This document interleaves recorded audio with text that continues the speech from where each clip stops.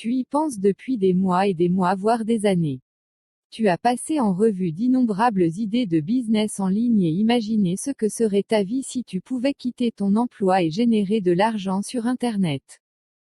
Tu rêves de parcourir le monde en toute simplicité, avoir un style de vie confortable pour toi, ta famille et atteindre ta liberté financière. Tu veux échapper aux contraintes du style de vie métro, boulot dodo et gérer ton temps comme tu le souhaites. Mais voilà, tu ne parviens pas à passer à l'action et retournes rapidement dans ta zone de confort. La sécurité d'avoir un emploi stable te rassure, il est plus facile de se laisser dicter ses actions chaque jour. Tu es conditionné à troquer ton temps pour développer le business des autres. Du coup, tu remets à chaque fois ton projet et cela dure depuis trop longtemps, n'est-ce pas? Je suis ici pour te dire que tes craintes ne sont pas fondées et qu'il existe réellement de nombreuses possibilités de te lancer en ligne et que tu devrais en profiter. Pour t'aider à démarrer, je vais te présenter 7 business en ligne qui vont te permettre de générer 1500 € par mois. Lis-les, regarde lequel t'enthousiasme le plus et lance-toi. Qu'as-tu à y perdre à part du temps? 1. Le marketing d'affiliation. Le marketing d'affiliation est le processus par lequel un affilié gagne une commission pour la commercialisation des produits d'une autre personne ou société. L'affilié recherche simplement un produit ou service dont il est satisfait, c'est mieux, puis le promeut et gagne une partie des bénéfices générés sur chaque vente réalisée. Les ventes sont suivies via des liens d'affiliation. L'attrait du marketing par affiliation est indéniable. Et oui, qui peut résister à un revenu passif? Mais pour que ce revenu passif tombe, tu dois commencer par bosser. En effet, ta rémunération va dépendre des produits, services sélectionnés et de ta capacité à en assurer la promotion. Si tu veux réussir dans le marketing par affiliation, tu dois suivre un certain nombre d'étapes cruciales avant d'obtenir tes premiers bénéfices. Ces étapes ne sont pas passives. Cependant, en suivant mes conseils, tu vas gagner du temps. La bonne nouvelle est que si tu es déterminé à faire en sorte que cela fonctionne et que tu es prêt à y consacrer du temps et des efforts, tu es déjà sur la bonne voie pour réussir. Tout le travail consiste à suivre quelques étapes pour gagner tes premières commissions. 1. Trouver sa niche. En voulant parler à tout le monde, on ne parle à personne. Je ne sais pas à qui l'on doit cette réflexion, cela se vérifie en matière de marketing d'affiliation. Internet est un lieu surpeuplé de personnes qui se lancent dans le marketing, vendant des produits sans lien comme des aliments pour chiens, des couches pour bébés et des accessoires de vélo sur le même site. Au final, ils échouent. Cette approche a peut-être fonctionné il y a 10 ans, mais les choses ont bien changé depuis. Pour créer un business d'affiliation durable et à long terme, tu dois choisir avec soin une niche, comprendre les besoins de ton audience et devenir leur source de connaissances, leur expert. Avant même de lancer ton premier produit d'affiliation, tu dois choisir le créneau que tu souhaites cibler. Une niche est un marché très spécifique, qui va isoler une thématique sur un domaine particulier. En d'autres termes, il s'agit d'un petit segment de marché, qui va te permettre de te placer dans un environnement beaucoup moins concurrentiel, en comparaison à un marché généraliste. Exemple, les chaussettes pour les golfeurs, les vêtements de licorne. Mais garde à l'esprit que tu ne vas pas réinventer la roue, tu as juste à penser un peu différemment et faire les choses à ta sauce. Bien que certains marchés de niche puissent sembler très intéressants, il est important de voir ton projet sur la durée. Ainsi, TU évite les domaines souvent liés à un effet de mode et TU pense long terme, c'est ce qu'on appelle une niche evergreen. 2. Choisir son programme d'affiliation. Il est temps maintenant de choisir le produit que tu vas promouvoir.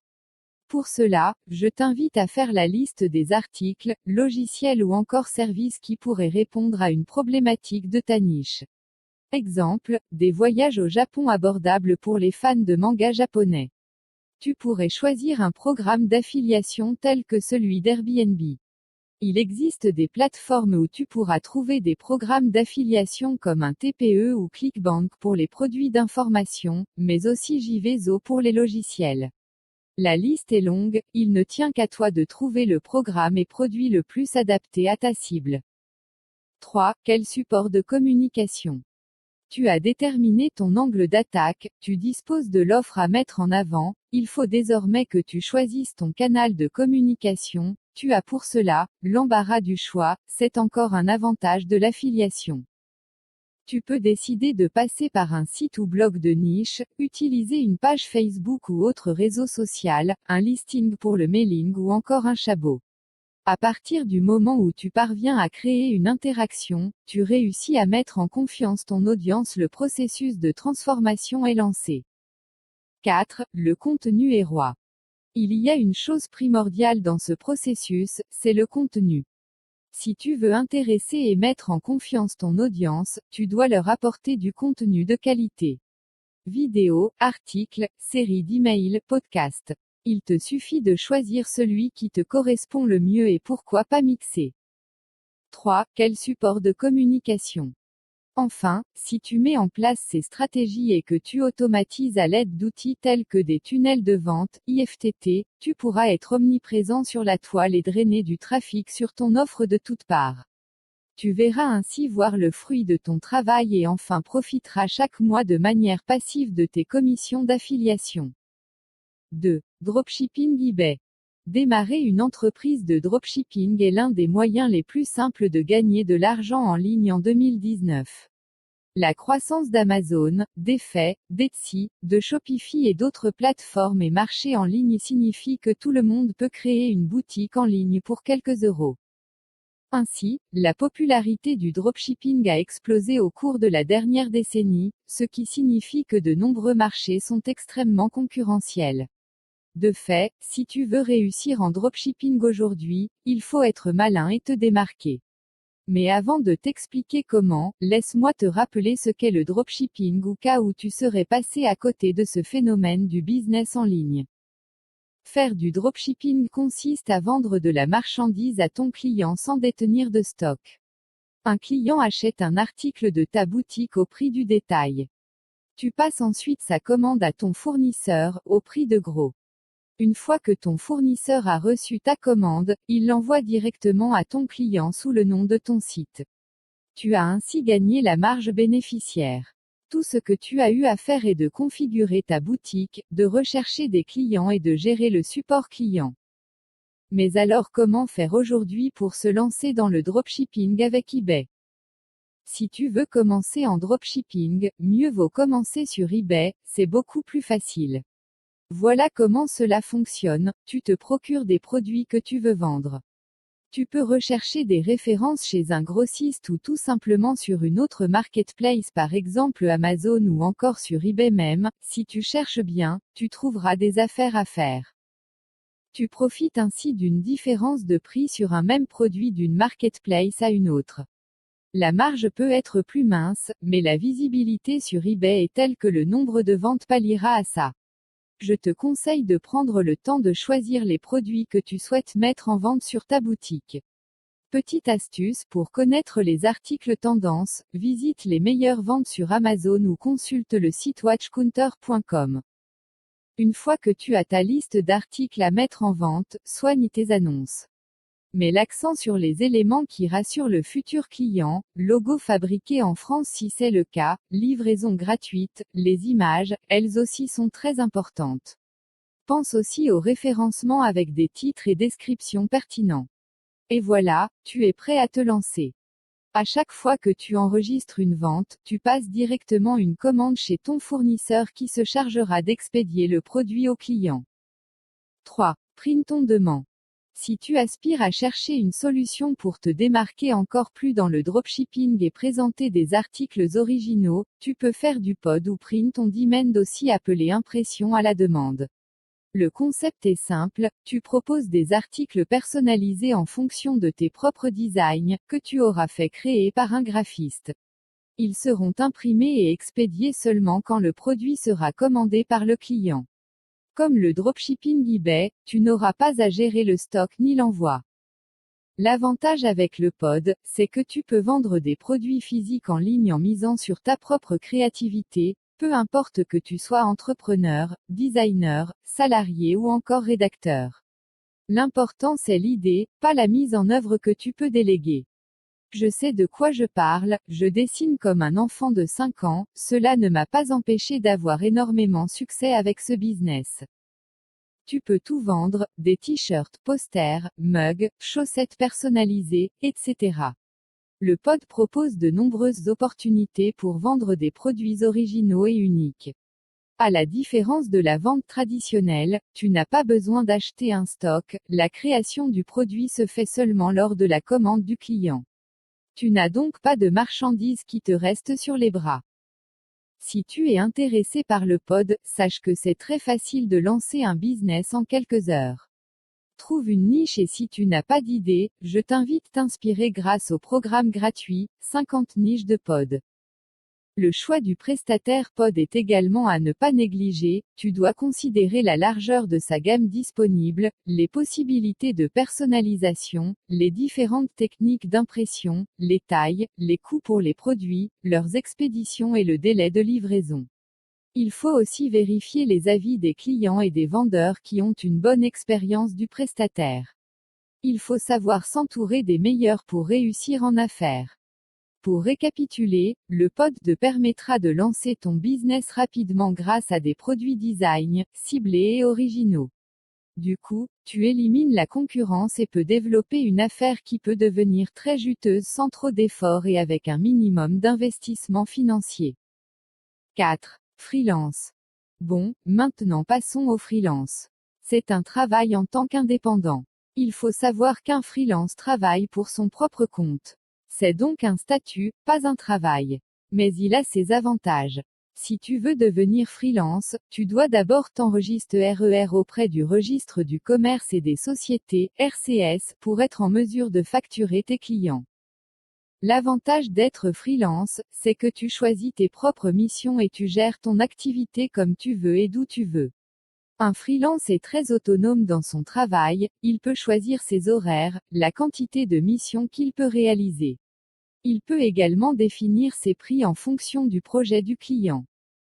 Se lancer en tant que freelance signifie que tu dois te spécialiser, même si tu peux proposer des services dans différents domaines, le design, la conception de sites, le conseil aux entreprises, le référencement, la gestion des réseaux sociaux. Dans un premier temps, je te conseille de ne pas trop t'éparpiller. 3, 4 ou 5 services seront suffisants pour débuter, même si tu es capable de réaliser bien plus. Tu deviendras plus efficace et surtout seras un spécialiste aux yeux de tes clients. Rien ne t'empêchera par la suite de te diversifier. Mais il y a là un grand défi à relever, tu es seul à gérer toutes les fonctions d'une activité commerciale, la production, les contrats légaux, le marketing, la vente, les finances, la comptabilité, et autres, sans devoir être qualifié pour tous ces domaines. De plus, si tu ne prends pas le temps de bien déterminer tes prix, tu risques vite de te laisser dépasser. Il faut trouver le juste milieu entre la proportion et le tarif horaire cohérent, selon ton expérience et les missions effectuées. A contrario, si tu le fais bien, ce business devient très rentable, car hormis l'investissement dans les outils que tu utiliseras, les charges ne sont pas énormes, la marge sera d'autant plus sympathique. Attention cependant à ne pas te laisser déborder par trop de missions, car tu risques de perdre en qualité de réalisation. Sur ce marché, le réseau et le bouche à oreille sont très importants. Garde à ne pas se faire une mauvaise réputation et par conséquent se retrouver sans prestation à réaliser. Petit conseil, dès lors que tu commenceras à te faire une clientèle, sous-traite une partie. Bien entendu, prends soin de trier sur le volet tes partenaires. 5. Vente de microservices. Pour gagner sa vie, il y a aussi la vente de microservices. C'est actuellement très tendance. Il suffit de s'inscrire sur une plateforme spécialisée qui regroupe des prestataires et freelance, des particuliers qui proposent leurs services.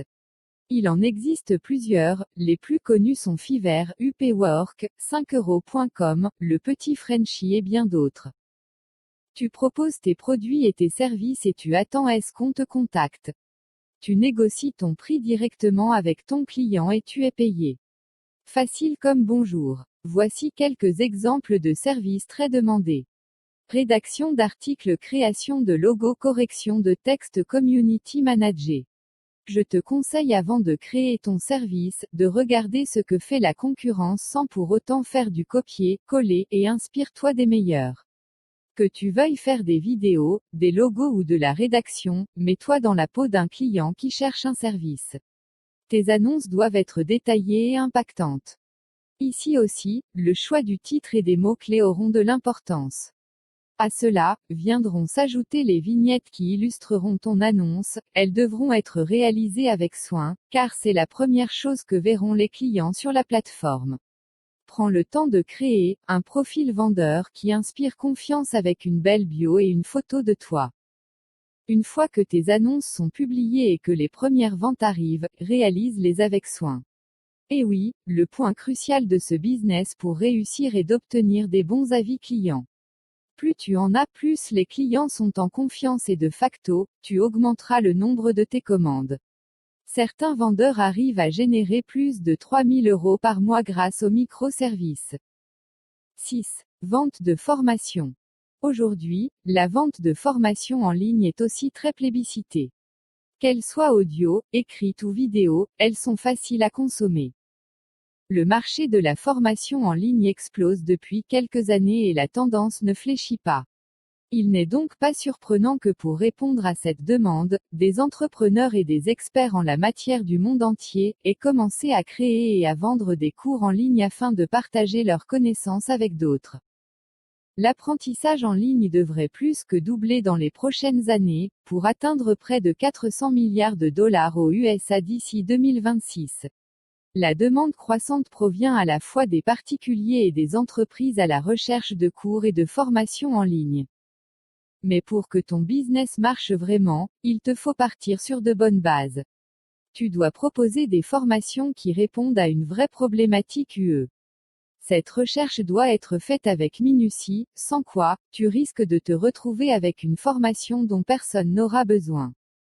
1. À quel problème vais-je répondre? 2. Quel support vais-je choisir? Audio, vidéo. 3. Quelle plateforme vais-je utiliser? 4. Pour quelle stratégie marketing vais-je opter? 5. À quel prix vais-je proposer? L'important ici est de se poser, prendre quelques heures à regarder les forums, réseaux sociaux et autres sites qui t'aideront à trouver le sujet que tu vas aborder. Comment ton expertise va permettre à ton audience d'obtenir la solution à ses problèmes. Voici quelques exemples: apprendre à construire des maquettes d'avions, perdre 10 kilos en 30 jours, la méditation en 20 leçons. Si tu es passionné par un sujet, il doit être la base de ta recherche. Une fois ton plan bien réfléchi, la conception ne devrait pas te prendre de temps, car tu as les connaissances.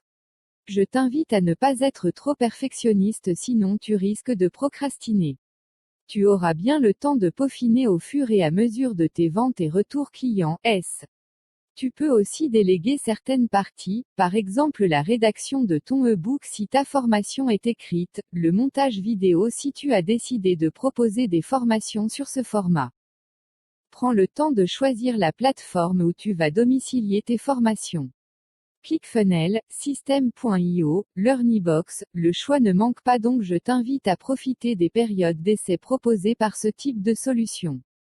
Tu pourras, de cette manière, découvrir avec quelle plateforme tu es le plus à l'aise et surtout celle pour laquelle le prix d'abonnement est en adéquation avec ton budget. Une fois ta formation implémentée sur ton espace membre, il te restera à mettre en œuvre ton lancement et mettre en place un circuit de vente pour la distribuer. Cela implique la création de contenus promotionnels, réseaux sociaux, publicité payante, mailing. Tu n'as que l'embarras du choix. Tu peux aussi créer un programme d'affiliation de ta formation et proposer à d'autres de promouvoir ta formation contre un pourcentage sur le prix. Parlons du prix, c'est tout de même ce qui t'amène ici. Alors parlons franchement. Il n'y a pas réellement de méthode, car tout va dépendre de ta niche, de la valeur perçue de ta formation, et surtout la plus-value qu'elle va apporter à tes élèves. Il suffit de choisir un prix et de voir ce qui se passe. Dans le pire des cas, ton prix est trop élevé et personne ne l'achète. Il te faut alors ajuster ton prix jusqu'à trouver le compromis idéal entre ce que ton marché est prêt à payer et tes objectifs de revenus. Transmettre sa connaissance contre de l'argent est un business qui a encore de beaux jours devant lui, alors ne tarde pas trop à te lancer. 7. Coaching. Le coaching est le dernier business que je vais te présenter ici. Il attire beaucoup par sa facilité de mise en place. Cependant, il demande une condition pour se lancer, avoir une expertise sur un sujet. Mais qu'est-ce que le coaching ? Que ce soit en face à face ou en ligne, le coaching est la méthode célèbre qui permet un accompagnement dans la réalisation de l'objectif d'une personne. Il y a donc un lien fort qui se crée entre le coaché et son coach. On entend souvent parler des coachs sportifs ou de coachs en développement personnel, mais l'étendue des domaines pour du coaching est infinie. Pour être un bon coach, il faut que tu adoptes des principes simples, qui sont la maîtrise de l'art du questionnement, l'écoute active, la reformulation, le feedback positif, la prise de conscience ainsi que le soutien positif et inconditionnel. Tu peux adopter ce métier, car c'est rapide, c'est pratique, c'est serein et cela permet de gagner plus d'argent, car les coûts sont faibles, voire inexistants. Il suffit juste d'être très méticuleux durant les séances et d'être bien à l'écoute de son client.